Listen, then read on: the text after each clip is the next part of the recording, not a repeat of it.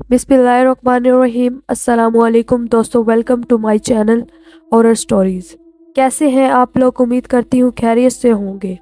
आज की स्टोरी जो मैं आपको सुनाने जा रही हूँ वो एक लड़के की है जो अपनी तालीम हासिल करने के लिए एक हॉस्टल में शिफ्ट हुआ था।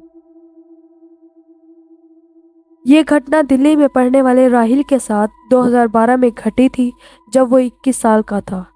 राहिल का दिल्ली यूनिवर्सिटी के हिंदू कॉलेज में एडमिशन हुआ था। दिल्ली आने के बाद कुछ दिन उसने अपने करीबी दोस्त राजू के घर में गुजारे थे। राहिल अपने कॉलेज के दोस्तों के साथ रहता था। बहुत सारे लोग घर में होने की वजह से इसको वहाँ पढ़ाई करने के लिए सुकून नहीं मिलता था, तो इसने अपने कैंपस के पास का एक फ्लैट ले लिया था। और इसे नहीं पता था कि इस फ्लैट में कुछ ऐसा है जो इसे कभी इस फ्लैट से निकलने ही नहीं देगा। अभी वो इस फ्लैट में संडे को शिफ्ट हुआ था ताकि वो आराम से सेटल हो जाए। शिफ्ट करते करते इसे एक कोने में वो पुराने झुमके मिले। इसने ज़्यादा ना सोचते हुए इन्हें अपने बिस्तर की साइड टेबल की एक पुरानी ड्रॉर में रख दिया। सामान इधर उधर करते हुए वो इतना थक गया था कि बेड पर लेटते ही इसे नींद आ गई। इसकी आंख लगी ही थी कि तभी इसको अपने कान के एकदम पास एक लड़की के रोने की आवाज़ आने लगी। धीरे धीरे वो आवाज़ बढ़ने लगी और फिर अचानक बंद हो गई। तब इसको घर के कोने से किसी के जोर से चलाने की आवाज़ आई। इसकी आंखें खुल गई और जो इसे अभी तक एक बुरा सपना लग रहा था वो हकीकत में इसके साथ हो रहा था। इसने हिम्मत करके इसके पास देखा तो वहाँ तो कोई नहीं था, पर वो रोने की आवाज़ अभी भी आ रही थी। राहिल ने कमरे से बाहर निकलने की कोशिश की तो इसके कमरे का दरवाज़ा जाम हो चुका था। वो रोने की आवाज़ सारी रात राहिल को सताती रही, लेकिन जैसे ही सुबह हुई वो आवाज़ बंद हो गई। इसके बाद दरवाजे के पास गया तो वो दरवाज़ा अपने आप ठीक हो गया था।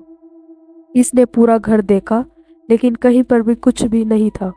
सब एकदम ठीक था क्योंकि रात में राहिल की नींद पूरी नहीं हुई थी, तो वो बाहर निकलकर सोफे पर ही जाकर सो गया। कुछ देर सोने के बाद जब वो उठा तो उसने अपने दोस्तों को फ़ोन करके पिछली रात के बारे में बताया, पर सब ने इसको यही कहा कि ये ज़रूर इसकी थकान का नतीजा है।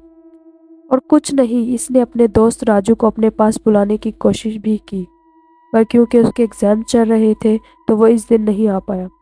अपने आप से बात करके कहने लगा वो सब इसका वहम होगा, लेकिन फिर भी दिन भर पढ़ने के बाद इसने डिसाइड किया कि वो इस रात अपने बेडरूम में नहीं बल्कि बाहर लॉन्च रूम के सोफे पे सोएगा। पढ़ने के बाद सोफे पर लेटते ही इसे नींद आ गई। घंटे तक अचानक से राहिल को वही रोने की आवाज़ सुनाई दी और उसको ऐसा महसूस होने लगा जैसे कोई इसको खींच रहा है। लेकिन जैसे ही राहिल की नींद टूटी और आंखें खुली तो इसने देखा कि वहाँ कोई नहीं था। इससे लगा ये फिर इसका वहम है और वो सब कुछ इग्नोर करके फिर से सोने चला गया। कुछ ही देर में वो दोबारा इसकी आंख लग गई, लेकिन थोड़ी देर में इसे वही रोने की आवाज़ सुनाई देने लगी और इस बार वो एक अजीब सी घुटन महसूस करने लगा। सारी रात इसके साथ ही होता रहा।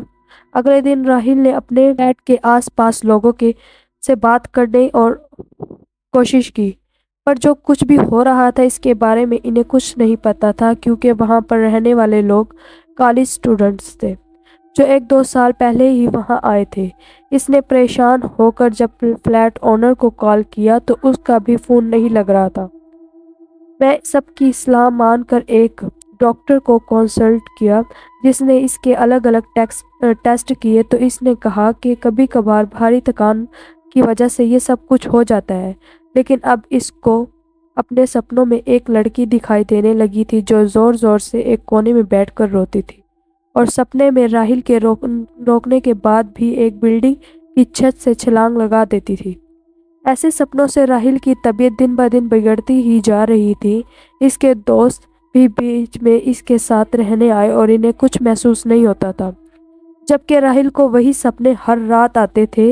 एक दिन राहिल कॉलेज से आया और ज़ोर ज़ोर से रोने लगा क्योंकि वो सारे इंटरनल्स में फेल हो गया था और इसके एग्ज़ाम्स पास ही थे। राहिल को ये डर था कि जो कुछ भी इसके साथ हो रहा था इसकी वजह से वो एग्ज़ाम्स के लिए भी कंसंट्रेट नहीं कर पा रहा था।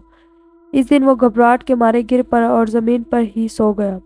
वो अगली सुबह उठा तो इसे यकीन ही नहीं हुआ इसके साथ पूरी रात कुछ नहीं हुआ था। बल्कि जब तक इसके एग्ज़ाम चले इसको ना ही कोई आवाज़ आई, ना ही वो सपना और ना ही वो दम घुटने का एहसास।